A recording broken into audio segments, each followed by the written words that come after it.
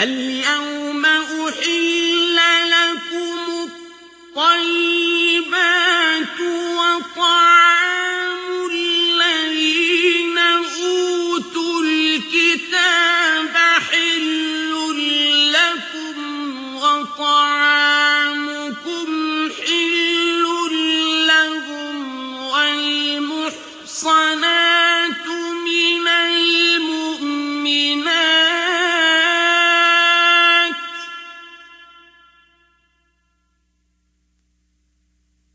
والمحصنات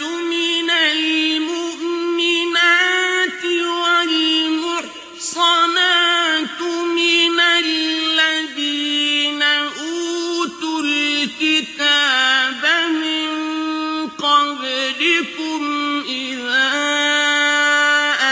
آتيتموهن أجورهن چھٹا پارہ سورہ مائدہ آیت نمبر 6۔ اس سے پہلے درس میں جو آخری آیت گزری ہے کہ تمہارا نکاح ان سے اور ان کا نکاح تم سے، اس پر گفتگو ہو چکی ہے، لیکن اہل کتاب سے مراد سب برابر نہیں ہیں۔ اب نہ کتاب ہے، نہ کتاب پر صحیح ایمان ہے، نہ ایمان باللہ کے ساتھ ایمان یوم الآخر صحیح ہے، بلکہ وہ دہریت کی طرف جا رہے ہیں۔ اس لیے ان کی عورتوں کو گھر میں لانے سے نسلوں کی تباہی کا اندیشہ ہے، اس لیے ان سے ان تمام باتوں میں احتیاط کرنا ضروری ہے۔ یہ خلاصہ تھا گزشتہ ہفتے میں۔ تو جس طرح یہ معاشرت کے آداب بتائے گئے، اب یہاں سے عبادات کے اور عبادات کے پہلے بطور طہارت کے جو ضروری چیزیں ہیں ان کا تذکرہ فرمایا جا رہا ہے۔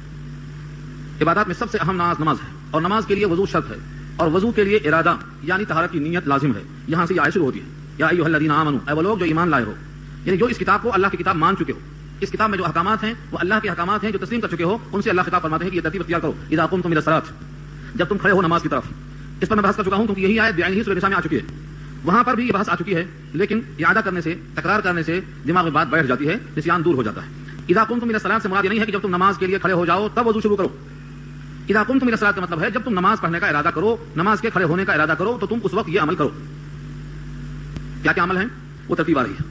اذا قمتم الی الصلاۃ، جب تم کھڑے ہو نماز کی طرف یعنی نماز کا ارادہ کرو، تو تمہیں یہ کرنا ہے۔ نماز کے ارادے سے مراد نیت ہے۔ اذا قمتم الی الصلاۃ، جب تم کھڑے ہو یعنی تم کھڑے ہونے کا ارادہ کرو، تو تم دھو لو اپنے چہروں کو، اپنے ہاتھوں کو کہنیوں سمیت، اپنے سروں پر مسح کر لو، اپنے پاؤں کو دھو لو کعبین تک۔ یہ بین ہی آیت سورہ نساء میں گزر چکی ہے تفصیل کے ساتھ۔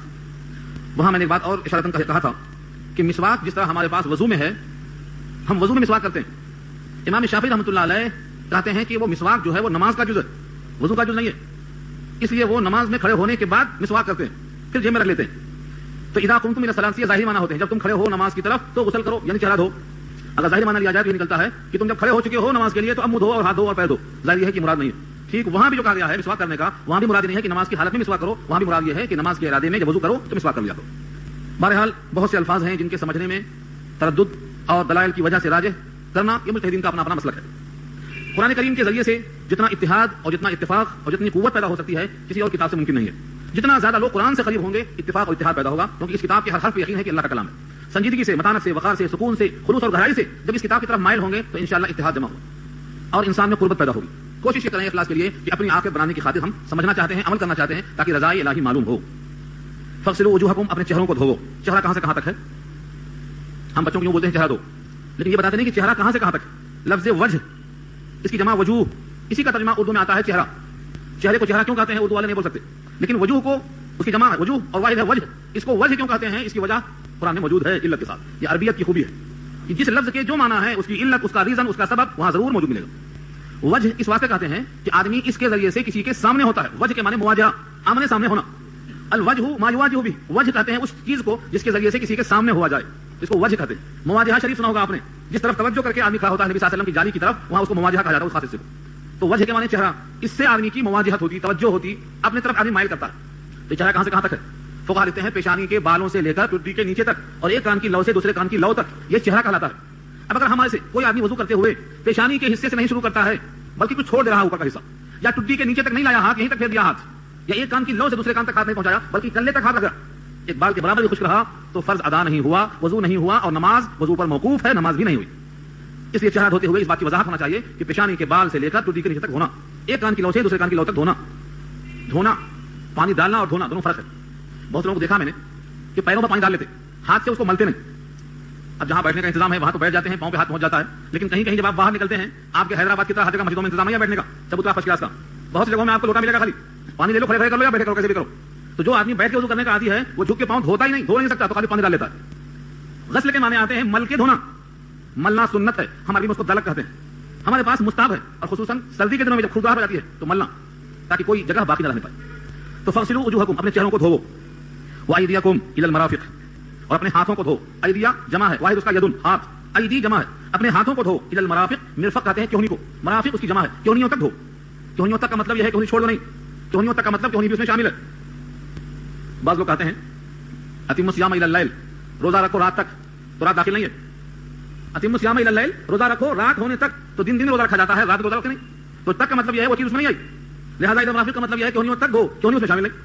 ایسا سمجھایا تو سب کے وضو اونگے ہو جاتے. ہاں میں اس بات سے بول رہا ہوں, آپ کو کوئی آدمی چکما دے سکتا ہے. آج ہمارے پاس بہت سے فتنے پیدا ہو چکے ہیں, اور یہ سارے فتنوں کا ایک ہی علاج ہے کہ آپ قرآن کے ماہر بنیں, دوسرا کوئی علاج نہیں. آپ دوسروں کی آنکھ سے کب تک دیکھتے رہیں گے؟ یہ قرآن رہنمائی کی کتاب ہے, اس سے کافی سوچ پیدا ہوتی ہے. اس کتاب سے غفلت, اس کتاب سے دوری سبب ہے دنیا والوں کے گمراہ کرنے کا, سبب ہے. نبی صلی اللہ علیہ وسلم کے زمانے میں ہر برائی تھی, قریانیت, ننگا پن آج کچھ بھی نہیں ہے. آج کا ننگا پن شمائے گا اس زمانے کے ننگا پن سے. خانہ کعبہ جیسی مقدس جگہ پر طواف عورتیں ننگا کرتی تھیں, خانہ کعبہ کے اطراف سیٹیاں بجتی تھیں, خانہ کعبہ جیسا مقدس مقام, اس کے اندر 360 فٹ رکھے ہوئے تھے. اس سے بڑی بے حیائی کیا ہو سکتی ہے کہ عورتیں مردیں دونوں ننگے طواف کریں؟ لیکن قرآن نے نہیں کہا کہ یہ بے حیائی کا دور ہے. کیا کہا؟ زمانے جاہلیت تھا, جوا عام تھا, قمار عام تھا, رہزنی عام تھی, ڈاکہ زنی عام تھی, قتل عام تھا, لیکن زمانے قتل نہیں کہا, زمانے سرقہ نہیں کہا. کیا کہا؟ اس کا ایک ہی نام دیا, یہ زمانے جاہلیت ہے. اور ان تمام جاہلیت کو ختم کرنے کے لیے یہ نہیں کہا چوری کیسے بند ہو, ڈاکہ کیسے بند ہو, ننگے طواف کیسے بند ہو. ایک ہی چیز اللہ نے کہا, اقرأ بسم ربک الذی خلق, اللہ کے نام سے پڑھ لے, اللہ کی کتاب شروع کر دے. جیسے ہی صحابہ کرام پر اللہ کے نبی نے آیتوں کو پیش کیا, آیتیں پڑھتے گئے, گمراہی کے بادل چھٹتے گئے. ان سے بہتر انسان اس کائنات میں اب پیدا نہیں ہو سکتا.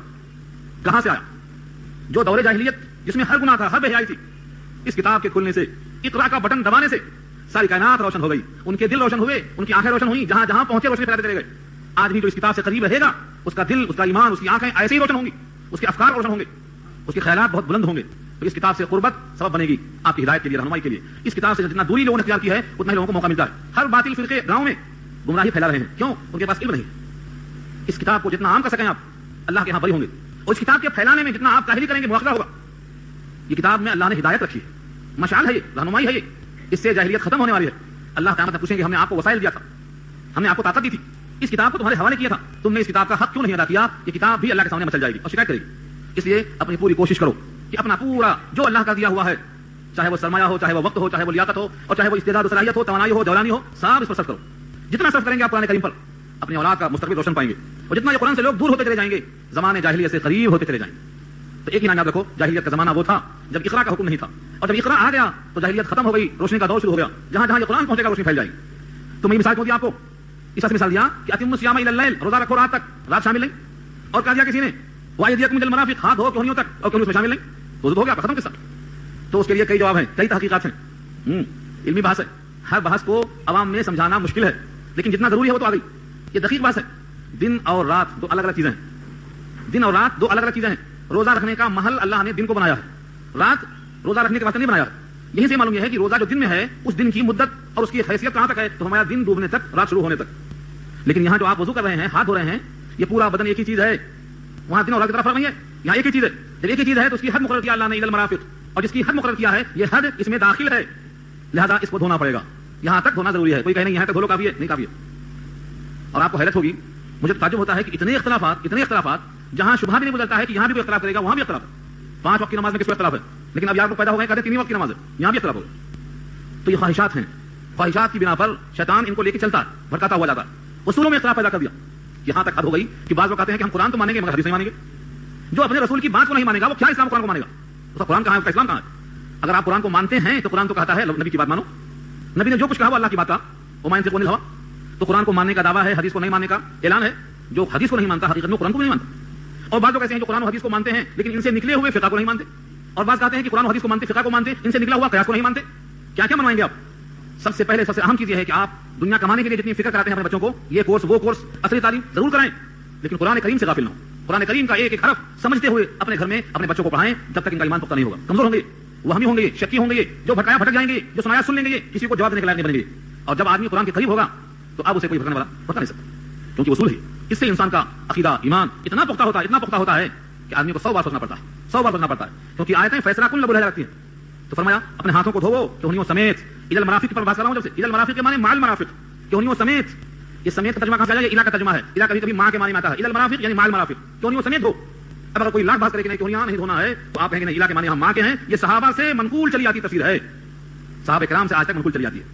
وامسحوا برؤوسکم اور مسح کرو اپنے سروں کا مسح کرنا. ہمارے پاس یعنی امام اعظم ابو حنیفہ رحمۃ اللہ علیہ کے پاس چوتھائی سر کا مسح واجب ہے, پورے سر کا مسح کرنا سنت ہے. امام مالک کے نزدیک پورے سر کا مسح کرنا فرض ہے. امام شافعی رحمۃ اللہ علیہ فرماتے ہیں کہ 2 بال بھی کر لیا تو کافی ہے. یہ سب اسی وامسحوا سے اخذ کرتے ہیں. وامسحوا برؤوسکم مسح کے معنی بھیگا ہوا ہاتھ پھیرنا. اپنے سروں پر اپنا بھیگا ہوا ہاتھ پھیرو. کتنا پھیرو یہاں موجود نہیں ہے, اس کو ہم مجمل کہتے ہیں. اس کی وضاحت نبی پاک فرمائیں گے. اور آقا نے فرمایا ایک مقام پر گزرے, ایک بستی کے پاس گئے, وہاں استنجا کیا آپ نے, پانی میں گیا, وضو کیا, اور وہاں پر الفاظ موجود ہیں کہ مقدار ناسیہ کے بقدر آپ نے ہاتھ پھیرا. ناسیہ کہتے ہیں پیشانی کو, پیشانی کے بقدر, اور پیشانی سر کا 1/4 ہے, 1/4 ہے, کیونکہ سر کی 4 سمتوں میں سے ایک سمت پیشانی ہوتی ہے, 1/4 ہے. ثابت ہوا کہ چوتھائی سر کا حصہ فرض ہے, پورا مسح کرنا سنت. وارجلکم اور اپنے پیروں کو الی الکعبین پیروں تک, کعبین تک, اور دھوو اپنے پیروں کو کعبین تک. جب بچے کلام پاک سامنے لے کے بیٹھتے ہیں اور ہم لفظوں کو حل کرواتے ہیں تو زیادہ مزہ آتا ہے. دیکھو ایسے موقع پر پھر دیکھو آیت پڑھتا ہوں. فاغسلوا بہت دور چلا گیا. فاغسلوا وجوہکم وایدیکم الی المرافق وامسحوا برؤوسکم وارجلکم الی الکعبین. تو وامسحوا قریب ہے اور فاغسلوا دور ہے. کہتے ہیں اس سے بعض شیعہ حضرات کہ پیروں کو دھونے کا حکم نہیں ہے, پیروں کے تو مسح کا حکم ہے. کلام پاک کھول لو, دل چاہے تو دیکھ لو, یہاں کوئی چیز چھپانے کی نہیں ہے, سب واضح ہے کھول کے. وامسحوا مسح کرو برؤوسکم اپنے سروں کا, وارجلکم اور پیروں کا, الی الکعبین ٹخنوں تک. یہ کہتے ہیں ارجلکم کا عطف قریب پر ہوگا اور قریب وامسحوا ہے, زیادہ پیروں کا مسح کیا جائے گا. اور فاغسلوا اس کا تعلق وجوہکم سے وایدیکم سے, لہذا صرف چہرہ اور ہاتھ دھویا جائے گا اور سر کا مسح کیا جائے گا. اور اس پر عطف ہے پیروں کا, لہذا پیروں کا مسح کیا جائے گا, دھویا نہیں جائے گا. آج بھی بہت سے طبقے ایسا ہی ترجمہ کرتے ہیں کہ پیروں کو دھویا نہیں جائے گا. یہ حدیث کے نام ماننے کی وجہ سے ہوا ایسا. حدیث میں کیا ہے, ایک موقع پر صحابی بیان کرتے ہیں سفر میں ہم تھے, سفر میں چلتے چلتے نبی صلی اللہ علیہ وسلم پیچھے ہو گئے اور ہم لوگ آگے نکل گئے. نماز اثر قریب تھی, خطرہ تھا کہ چھوٹ جائے, تو ہم نے کہا چلو جب تک آ رہے ہیں تب تک وضو سے فارغ ہو جائیں. جلدی جلدی ہم نے وضو شروع کر دیا. حیبت اور جلدی میں کہ نماز چھوٹ نہ جائے, پیروں پر برابر پانی ملا نہیں, پانی ڈال لیا خالی, ایڑیاں پیچھے سے تھوڑا سا خشک آ گئی. آپ نے دور سے دیکھ لیا, اور کبھی آپ بلند آواز سے چلا کر مسئلہ بتاتے نہیں تھے, یہ ادب کے خلاف ہے, لیکن آپ نے یہاں فرمایا ویل للعقاب من النار, ان ایڑیوں کے لیے ہلاکت ہے جہنم کی جو خشک آ گئی ہے. مجھے بتائیے اگر پیروں پر صرف مسح کرنا ہوتا جیسا کہ یہاں پر کہا بادشاہوں نے, تو پھر تھوڑا سا ایڑی خشک آنے پر یہ وہی کیوں آتی, اتنی سخت وہی کیوں آتی؟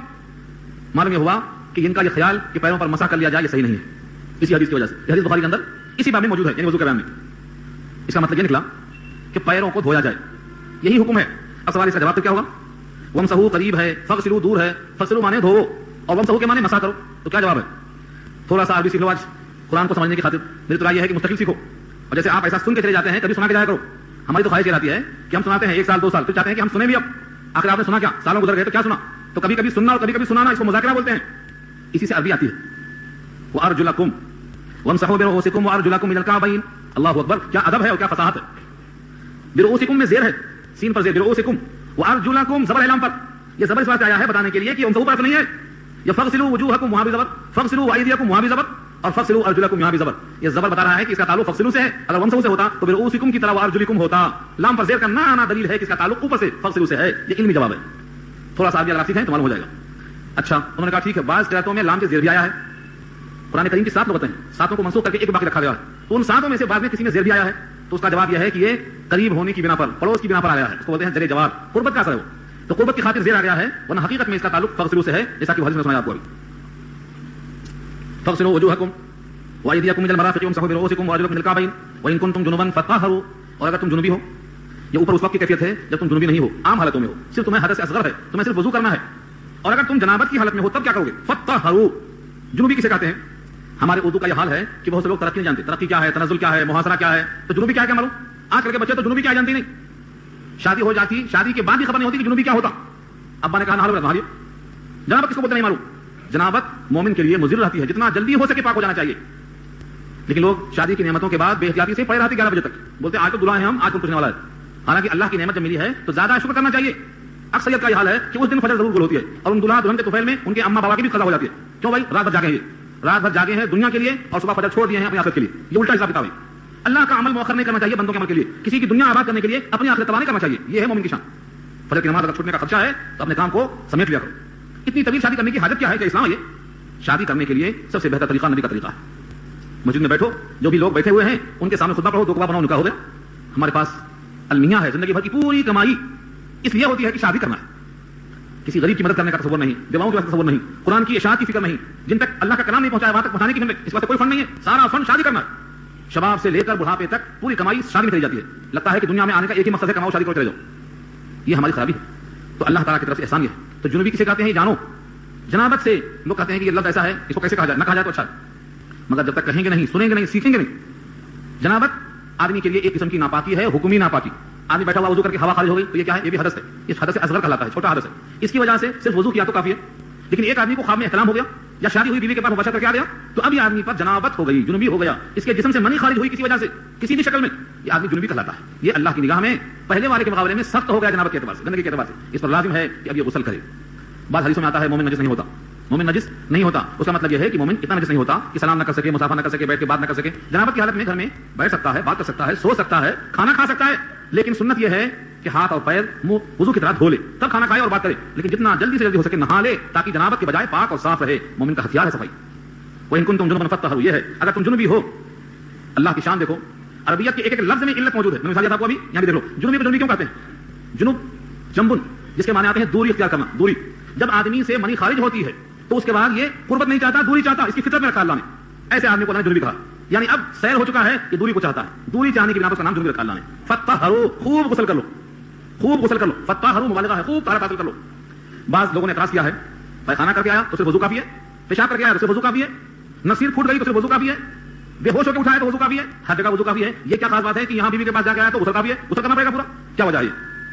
علت رکھی ہے یہ کہ آدمی کے جسم سے منی کا خروج جو ہوتا ہے یہ پورے جسم کے ہر عضو سے نکلتا ہے، پورے جسم کا خلاصہ ہے، یہ خلاصہ انسانیت ہے، اسی سے اگلا انسان تیار ہوتا ہے۔ تو جسم کے ہر حصے سے ناپاکی پیدا ہوتی ہے اور ایک قسم سے کاہلی اور سستی پیدا ہوتی ہے، اور نہا لینے سے نشاط اور چستی پیدا ہوتی ہے۔ اس واسطے غسل کو فرض کیا ہے اللہ نے اور کہا ہے فَاطَّهِرُوا، خوب غسل کر لو، خوب اچھی طرح سے پاک صاف ہو جاؤ۔ غسل میں کتنے فرض ہیں کہ میں نے وہاں بھی بحث کی تھی۔ اکثر لوگ آج کے زمانے میں 3 ہی فرض کہیں گے، 3 ہی فرض، گرم پانی، تولیہ اور صابن، 3 فرض پکا معلوم ہے، 3 ہی فرض ہیں۔ ناک میں پانی چڑھانا، کیوں؟ کیونکہ اس مرحلے میں آدمی کے ناک کے اندر سے جو مادہ خارج ہوا ہے اس کی صفائی لازم ہے، اور منہ میں کلی کرنا غرارے کے ساتھ تاکہ حلق تک پانی پہنچ جائے، اور تیسرا یہ ہے پورے جسم پہ پانی پہنچانا۔ یہ 3 فرض ہیں۔ اگر آدمی نہا لیا، کچھ نہیں کیا تو غسل نہیں ہوا، غسل نہیں ہوا، کلی بھی کر لیا اور ناک بھول گیا صاف کرنا تو اس کا غسل نہیں ہوا۔ تو 3 چیزیں لازم ہیں اس کے لیے۔ فَاطَّهِرُوا وَإِن كُنتُم مَرْضَىٰ، اور اگر تم مریض ہو یعنی غسل کرنے پر قادر نہیں ہو، یہ بولنے کی بات ہے۔ رب کریم کتنا مہربان ہے کہ ہماری صحت کا خیال، ہمارے مرض کا خیال، مرض میں یہ کرو، صحت میں یہ کرو، غریبی میں یہ کرو، امیری میں یہ کرو، بڑھاپے میں یہ کرو، ہر جگہ اللہ نے وضاحت کر دی۔ اللہ نے اتنی وضاحت کر دی اور ہم نے اتنی غفلت کر دی کہ آج تک پڑھائی نہیں اس کو، کیا لکھ کے بھیجا نہیں معلوم۔ وَإِن كُنتُم مَرْضَىٰ، اور اگر تم مریض ہو، او علی سفر، یا تم سفر کی حالت میں ہو، کیوں؟ سفر کی حالت میں پانی نہانے کا انتظام نہیں ہوتا بالعموم۔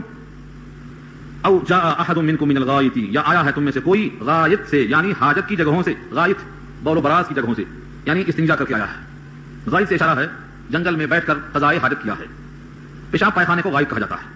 او لامستم، اب یہاں بھی اگر آپ تلاش کریں گے علت ملے گی، غائط کو غائط کیوں کہتے ہیں؟ عربی میں کوئی لفظ نہیں ملے گا جس کی علت وہاں موجود نہ ہو، بشرطے کہ ہم غور کریں اور دیکھیں، سوچیں خالی۔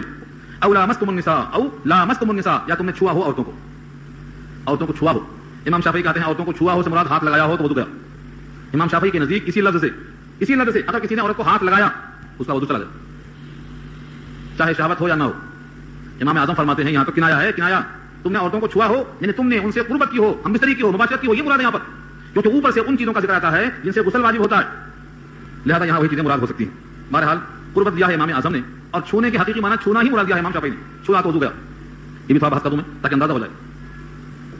بعض لوگ لطیفے کے طور پر کہتے ہیں، لطیفے کے طور پر، لطیفہ یہاں نہیں ہے، سنجیدگی ہے، لیکن ہے امام شافعی کے شباب کی وجہ سے انہوں نے کہا چھوا بھی تو وضو گیا۔ امام اعظم کے بڑھاپے کی وجہ سے وہ فرماتے ہیں چھونے سے کیا ہوتا؟ کچھ بھی نہیں ہوتا، تو یہ بڑھاپے کی وجہ سے، یہ ایک لطیفے کے طور پر ہے، حقیقت یہ نہیں ہے۔ حقیقت یہ ہے کہ دونوں کا اپنا اپنا اجتہاد ہے۔ امام اعظم فرماتے ہیں اور کو چھونے سے مراد اشارہ یہ ہے ہم بستری کی طرف۔ ان تمام شکلوں میں کیا واجب ہوتا ہے؟ ایک مرتبہ نبی صلی اللہ علیہ وسلم سجدہ کر رہے تھے اور اتنی جگہ نہیں تھی کہ سجدہ کر لیں، وہاں پاؤں تھے سجدہ گاہ میں۔ کس کے پاؤں تھے؟ جناب عائشہ کے۔ گھر چھوٹا تھا، آدمی موجود ہے، اتنا بڑا نہیں تھا کہ سجدہ گاہ الگ ہوتی اور سونے کی جگہ خواب گاہ الگ ہوتی۔ جب حضور سجدے میں جاتے تو ایسا ہاتھ لگاتے، ٹھونگا لگاتے، وہ پاؤں سمیٹ لیتی، آقا سجدہ کر لیتے، اور جب سجدہ سے آپ اٹھ جاتے تو وہ پاؤں پہ پھیلا لیتی۔ امام اعظم نے اس حدیث کو سامنے رکھ کر کہا کہ اگر عورت کو لگانے سے ہاتھ وضو ٹوٹ جاتا تو حضور کا پہلے ٹوٹا ہوتا۔ اس طرح سے ثابت ہوا کہ عورت کو ہاتھ لگانے سے وضو نہیں ٹوٹتا، آپ کا اجتہاد ہم تسلیم نہیں کرتے۔ امام اعظم نے اس دلیل پکڑ لیا ہے، حالانکہ واقعہ ہے تہجد کی نماز کا۔ ائمہ کی نگاہ دیکھو کہاں پہنچتی ہے، کس کس حدیث سے کیسا استدلال کرتے ہیں۔ عورت کے ہاتھ لگانے سے وضو ٹوٹ جاتا تو حضور نے بیوی کو ہاتھ لگایا نماز کے حالت میں، پھر نماز جاری ہے، اس سے معلوم ہوا وضو نہیں ٹوٹتا۔ اور یہاں مراد چھونے سے کنایا ہے، اشارہ ہے مباشرت کی طرف۔ فلم تجدوا ماء، پھر نہ پاؤ پانی، فلم تجدوا ماء، پانی نہ پاؤ، اوپر کی تمام شکلوں میں تم مریض ہو، مسافر ہو، جائے حاجت سے آئے ہو، عورتوں سے قربت کیے ہو، پانی نہیں ملتا، کیا کریں؟ فتیمموا، تو ارادہ کرو، سعیدن طیبا، پاک مٹی سے پاکی حاصل کرنے کا، پاک مٹی سے ارادہ کرو تیمم کا۔ تیمم کے معنی ہی آتے ہیں ارادہ کرنا۔ تیمم کے معنی کیا ہے؟ تیمم کے معنی ہی آتے ہیں ارادہ کرنا۔ کس بات کا ارادہ کرنا؟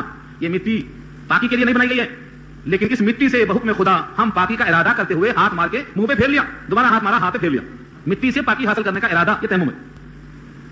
کہتے ہیں وضو میں تو نیت شرط نہیں ہے، نیت کے بغیر وضو ہو جاتا، لیکن تیمم نیت کے بغیر نہیں ہوتا۔ امام اعظم کی نگاہ بہت قوی ہے، جس مسئلے میں دیکھو آدمی سوچ نہیں سکتا وہاں سے لاتے ہیں۔ فرماتے ہیں پانی میں وضو کی قوت رکھا ہے اللہ نے، پانی اتارا ہے اسی لیے، وانزلنا من السماء ماء طہورا، پانی کو نازل کیا ہے ہم نے طہارت کے لیے، لہذا اس کو جب کریں گے استعمال طہارت ہو جائے گی۔ لیکن مٹی کو پاکی حاصل کرنے کا ذریعہ ہم نے نہیں بنایا، یہ تمہارے لیے بطور احسان کے اور بطور تحفے کے اور بطور عطیے کے اور امت محمدیہ کی خصوصیت کے طور پر تم کو دے دیا تھا بھائی۔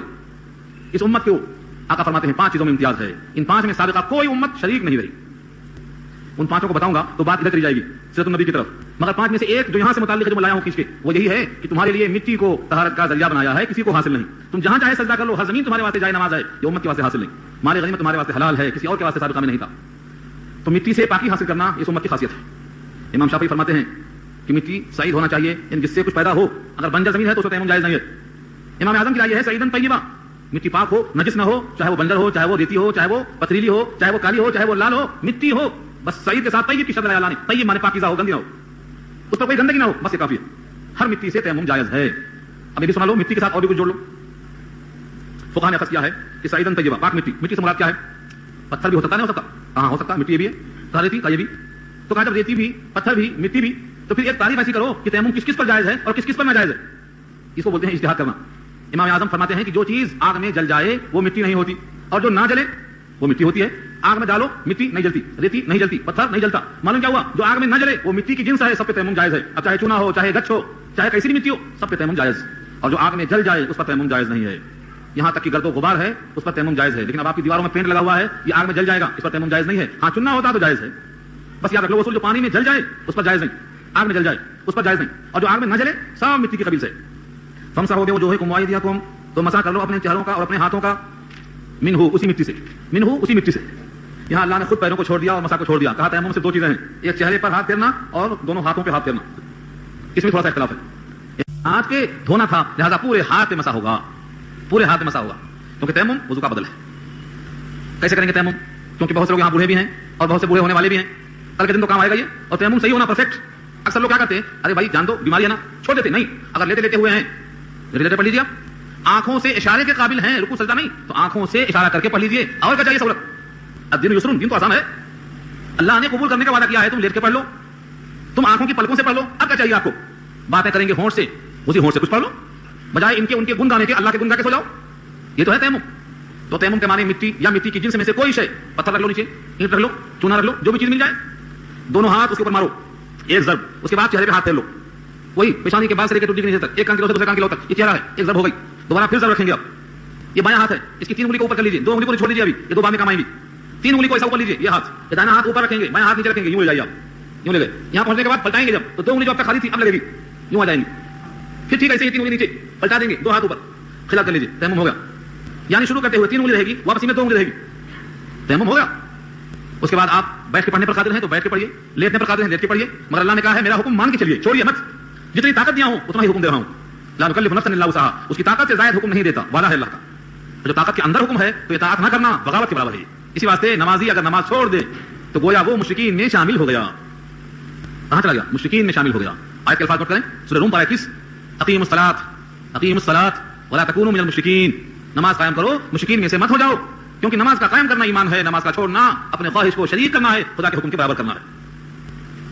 آگے کہتے ہیں اللہ خود فرماتے ہیں کہ وضو کا حکم، تیمم کا حکم، یہ سب تم کو تنگ کرنے کے واسطے نہیں ہے، نہیں سوچیں گے کہ تم کو تنگ کرنے کے لیے ہے، ہاں اللہ کی طرف دیکھو، نفسیات کا کیسا لحاظ کیا ہے، ما یرید اللہ ارادہ نہیں کرتا، لیجعل علیکم من حرج، کہ تم پر کچھ حرج پیدا کرے، تم پر تنگی پیدا کرے، ولکن یرید، لیکن وہ ارادہ کرتا ہے، لیطہرکم، کہ تم کو پاک صاف کر دے، تم کو مطہر اور پاکیزہ کر دے، جس طرح تمہارے قلب کو شرک سے پاک کیا، توحید عطا کر دیا، تمہارے جسم کی ظاہری خرابیوں سے بھی تمہارے وجود کو پاک کر دے، کیونکہ پاک جگہ تم کو جانا ہے، پاک مقام پہ تم کو پہنچنا ہے، اور جو ذات پاک ہے اس کے قرب میں تم کو جگہ حاصل کرنا ہے، لیطہرکم، اور یہ تم پر نعمت ہے، اس کو زحمت مت سمجھو، ولیتم نعمتہ علیکم، اور تاکہ تم پر اپنے نعمت کو تام کرے، ظاہری پاکی اور باطنی پاکی، حقیقی گندگی اور حکمی گندگی، دونوں سے جسم اور روح کو پاک کرنا، فکر و عقائد کو پاک کرنا، یہ سب کیا ہے؟ تم پر اللہ کی نعمت کا اتمام ہے، لیتم نعمتہ علیکم۔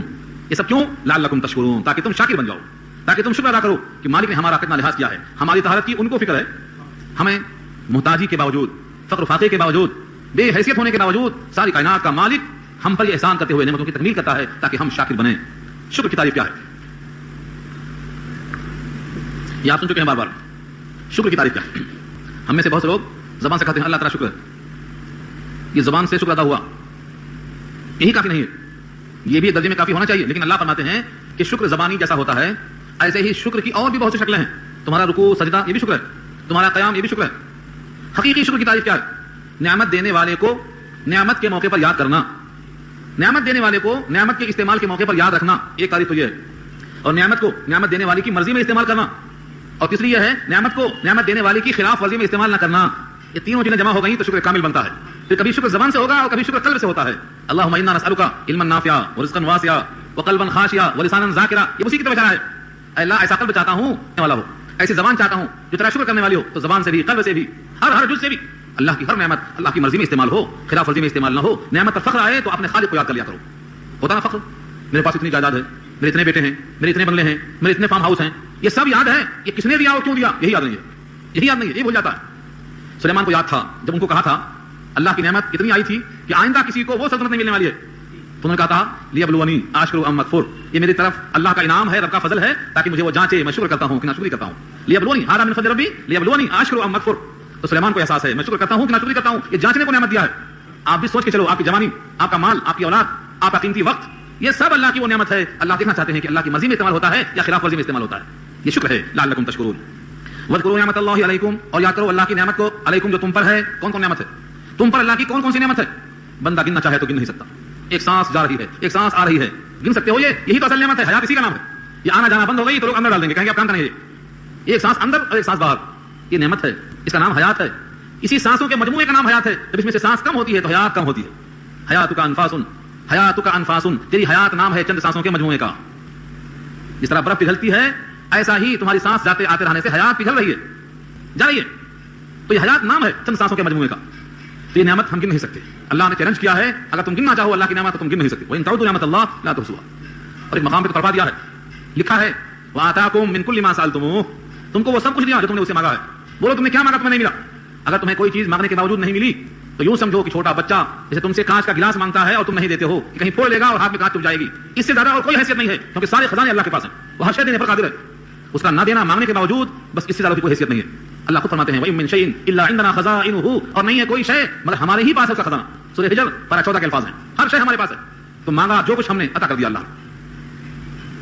وَمِيثَاقَهُ الَّذِي وَاثَقَكُم بِهِ، اور وہ تمہارا عہد، وہ تمہارا میثاق، وہ تمہارا ایگریمنٹ، الَّذِي وَاثَقَكُم بِهِ، جو تم نے اپنے رب سے معاہدہ کیا ہے۔ یاد ہے کون سا معاہدہ؟ اذ قلتم سمعنا وأطعنا، جبکہ تم نے کہا تھا سنا ہم نے اور مانا ہم نے۔ یہ معاہدہ ہم سے بھی ہوا، تم سے بھی ہوا، بنی اسرائیل سے بھی ہوا، ساری اولاد آدم سے ہوا۔ سمعنا وأطعنا، سمعنا سنا ہم نے، اطعنا مانا ہم نے، اطاعت کیا ہم نے۔ یہ سب وعدہ کر چکے ہو اور دنیا میں آنے کے بعد نعمتیں مل گئیں، غلط صحبتیں سامنے آ گئی تو تم بھول گئے اس کو۔ یاد رکھو اس معاہدے کو۔ واتقوا اللہ، اللہ سے ڈرو، معاہدہ توڑنے میں، خلاف ورزی کرنے میں اللہ سے ڈرو۔ ان اللہ علیم بذات الصدور، بے شک اللہ جاننے والا ہے سینوں کی باتوں کو۔